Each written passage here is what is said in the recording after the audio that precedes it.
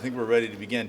It's been a great week for Missouri. I think we've proven we've fought hard for the 6.1 million Missourians. We're looking for, ballot reform for initiative petitions, and I can't thank Alex Rowley, the handler of that bill and the chair of Gen Laws, enough. Alex is here to talk about that little bill we've been trying to pass for years. So we'll hope to get some action out of the Senate, and if we can talk some IP, that'd be great. Alex? Yeah, it was good. Great day to handle SJ 74 today. This is a thing that we've been working on in the House for an extremely long period of time. We've got it in a really good spot, I think, and it really makes some important modifications to how we do constitutional amendments here in Missouri. Provide some safeguards in that process, making sure that we have broad geographic representation where you don't just have narrow interests that are able to come in and amend our state constitution. And glad to help get it across the finish line today. On IP, if the House once again strips, this could be for either of you, if the House or the Senate strips that language again, is that a stalemate? Does that kill the bill? Like, what happens if they, once again, don't want that extra language? There's going to be a lot of discussions over the next week or so about what the Senate is going to do with that bill. So we're an open door. We have a lot of conversations that are going to happen, and not going to make any commitments or speculations one way or the other at this point. Speaker, what role did your office have in Henderson's decision to call the Ethics Committee meeting into another I would meeting? reaffirm what Alex said about the IP. We're always working on it. Obviously, I think we've made our position pretty clear with the Senate on what we would like to see. As the bill goes over there, we would look forward to engaging them in good discussion. Would you rather see something with no amendments versus it, with no extra things versus it dying? Ooh, we would love to see we feel completely confident the Senate's going to just take this up and truly agree it. Did your We've office heard have any about ballot conversations? candy the entire time. We've heard the other side of the aisle say and call it ballot candy. Is there ballot candy on this ballot language? Well, I think what's important on the ballot language, and I would like Alex to address this as well, is it's important to explain to the voters what they're voting for, and that's where the 50 words count. So we try to put those 50 words in there so that the people know what they're voting for. That's part of it. It's part of it's the ballot. It's the candy within the bill that you put on the ballot. I think it's important to put explanative wording in that so the voters know what they're voting for. Alex, we heard. Sending it to the Senate at this point in the session just a sentence for this resolution? Well, I would offer up a question to a question of why. I mean, the process is meant to be engaged this way. We send them our bills, they send us their bills, they sent us their bill. We worked on it, we gave them our opinion on it, we let the members vote on it, it overwhelmingly passed. They know where we stand. I mean, there's a conference committee that there's processes engaged here to work through these issues and produce a product for Missourians. But if it passed out of fiscal review on April 11th, I think, why didn't you send it over sooner? Well, there's a lot we're working on. We sent over, I would love to bring up House Bill 2700 too. Greater sentencing for drug trafficking. We're working on good things for Missourians and want to send those over to the Senate. You have heard the other side of the aisle call out what you have said at the end of last session multiple times. So I just have to ask you, since we're 3 weeks out, if the Senate doesn't take this up, if it blows it up over there, and abortion is on the question on the ballot in November, do you think that it's the Senate's fault that abortion's legal? I can likely blame the Senate for a lot of things because they just don't pass everything we pass for Missourians over here in the House. But no, I mean, there's always the drama, and I think that's part of the drama, these initiative petitions that are coming on the ballot, amending our Constitution, like the marijuana petition, put over 20 pages in our Constitution. I think our Constitution is a very important document, much like the federal Constitution. It's very difficult to amend the federal Constitution. I think the voters should be informed, and I don't think it should be amended willy-nilly. I have to ask Representative Riley, have you had conversations with Coleman since the House hearing where she said that she'd be willing to entertain a PQ? Have you talked to her? Is that still something that she's considering on the other side of the building? I'm not going to speak for the senator on that. We've had a number of conversations with senators to try and send over a Senate joint resolution that can pass. And at this point, it will be up to them to decide what they want to do with the resolution that we've sent over. There's been a lot of claims made about this, about how this resolution kind of deteriorates the notion that voting power rests with individuals, with citizens, and that this sort of dilutes that to put more political influence based on geography. Can someone speak to that? I don't think it dilutes anything. I think what we're trying to make sure happens is when you are changing our state constitution, that it is that change has broad support from across the state. And that's what this bill does, is it says that for something to go into the state constitution, you have to have a majority of our state's 8 congressional districts support it. And I think that is an extremely important safeguard. We're talking about the state constitution. This is more important than any individual politician. It's more important than any individual bill that we're passing. We're talking about the most fundamental document that governs our state. And we want to make sure that when changes are being made, they aren't being made by hyper-partisan interest groups, whether it's on the right side of the aisle or the left side of the aisle, that it's something that has a degree of broad consensus across the state of Missouri. Representative Smith, can I ask you a question about the budget real quick? Yesterday during the Senate Budget Committee, at the very end, they added language involving sanctuary cities. And it seemed to be something that wasn't aware by members until the very end, and then we heard Democrats stand up and speak.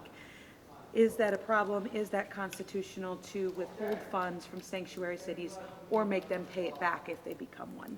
So I am still understanding what their intention there is, and I've seen the language, haven't had a lot of time to sit down and look at it very closely.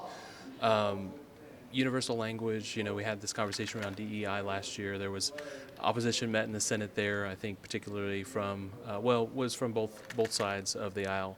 But I think theoretically I'm not opposed to the concept. I think we need to understand how it fits into the appropriations process, and I'm still looking to understand that. Representative Smith, are you going to carry the FRA when it gets over to the House? I think that is a decision for the Speaker to make, whom that is assigned to as a handler. So now that we have House Bill 2634 done and off to the Governor, I think that clears a clearer path for the FRA to be done. So, if it comes out of the Senate, I expect the House will pick it up and pass it. On the defunding of Planned Parenthood bill, that sort of effort has gone through the courts multiple times. So talk about why you anticipate the outcome to be any different this time. Well, there's been a change in federal law. Well, let me back up. The way that we've tried to do this through the appropriations process, I think, is what the Supreme Court ultimately has taken exception to. With a couple of their decisions, they essentially told us that if we wanted to change this, we should do it in state law and make it a permanent change to statute, which we have done now in House Bill 2634. So there's that one important distinction. As far as federal law goes, which the question has come up, how is this allowable under federal law? Federal law has actually changed back in 2017, I think it was. President Trump signed a bill that would allow this under federal law, and that's been tested in court. It's my understanding that the state of Arkansas has done this as well, and it's been upheld in courts. So I think this is the permanent change to state law that the Supreme Court was asking for, and we also have the path in federal law now to make this the law within the state. Could you respond to Representative Lavender's assertion that the healthcare system won't be able to absorb patients that currently go to Planned Parenthood if Planned Parenthood no longer offered services here? Yeah, so I think that's a question of what the market, healthcare, access to healthcare. And her argument is without Planned Parenthood accepting Medicaid, some folks will be turned away and unable to receive health care. And I take exception to that. I think the market will provide solutions there. I think we've taken major steps to expand access to primary care across the state, and including all the markets that Planned Parenthood is prominently in. And the other thing is that this doesn't prohibit people from going to Planned Parenthood. It just means that taxpayers aren't going to subsidize their services. So they'll still be open, still be accepting patients. People can still choose to go there. Alternatively, though, there are a lot of Medicaid providers of various types in all of the markets around Missouri. And so I expect that they will fill in the gaps that are left if Planned Parenthood is not accepting Medicaid patients. Regarding the Senate version of the budget, are there any alarm bells going off for you? They added money back in for child care, a number of other things. Yeah, I'm not exactly sure what they did do, and I don't know if anybody really is. Their process is very different than ours. We have a kind of a paper trail along the way. We have tracking documents that are made public. They have a hearing in which they kind of speak it into the universe, and then they vote it out, then they write the legislation later. And so it's kind of a foreign concept to us here in the House, but we will know what is in the bills when the bills appear, probably at the same time that you know. And so I guess I reserve judgment until I kind of understand what's in the legislation, and I don't think I really have a clear understanding of that at this time.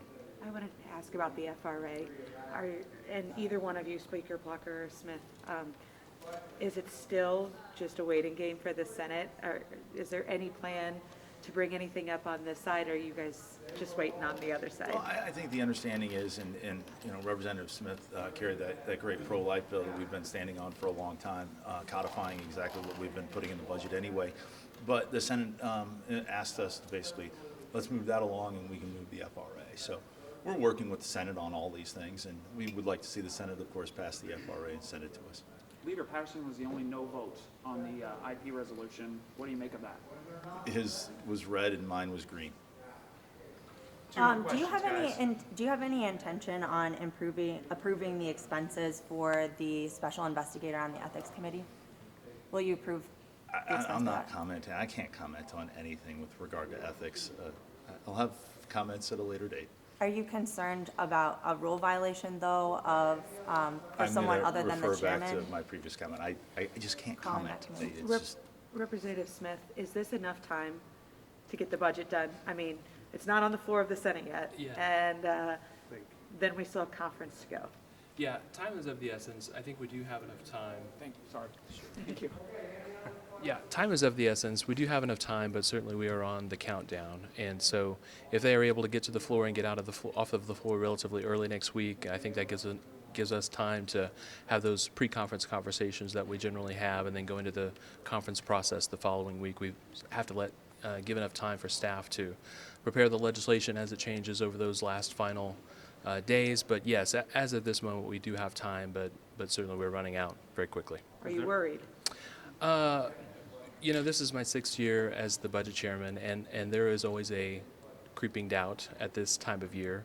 I think everybody that is paying attention understands that there's a lot of work left to do before the deadline. I don't get worried. I generally feel like these things come together, and we've passed a budget each of the the years that I've been chairman on time. I expect that we'll do that again this year. Is there a red line where if we don't get this done, we should start canceling summer plans and making plans to come back? Or? The 10th is the deadline. We've got to have a couple days. We've got to have things kind of settled a couple days before that to make sure that we have accuracy within the legislation. And so if we're not out of conference there within that time frame, I think we've got a real problem. So, yeah, I mean, we can do a lot in a very short amount of time. We can move very quickly, but it's also very important, so we've got to be careful with how quickly we move. every week is exciting, and we're wrapping it up, so we look forward to a great week next week, and we'll go on from there. Thank you all. Thank you.